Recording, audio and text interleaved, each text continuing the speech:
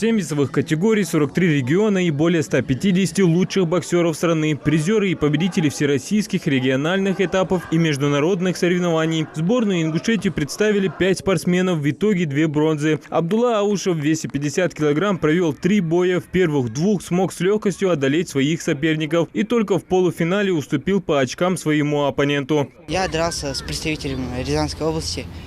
И по судейским решениям мне чуть-чуть не хватило, я проиграл. Не хватило физической формы, и я понял, что мне надо больше работать для того, чтобы в следующий раз стать победителем. В турнире принимали участие юноши 2007-2008 годов рождения. Вторая бронза в весе 54 килограмм принадлежит Хамзату Мальцагову. Он, как и Абдулла Аушев, провел 3 боя, где в полуфинале потерпел поражение. Хамзат сам говорит, что допустил немало ошибок, но несмотря на 3-е место, он вместе с Абдуллой попал в сборную России по боксу. Можно было забирать первое, но так не суждено было. Я не учил, я мало работал в стойке левши. Он в первый раунд я выиграл из-за того, что он боксировал в стойке правши. Первый раунд я выиграл.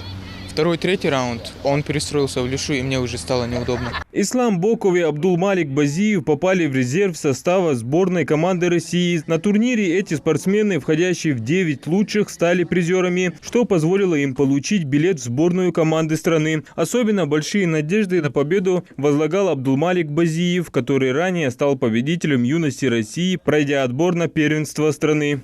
Я буду с нового листа начать и буду опять на Россию пойти, занять первое место, иншаллах.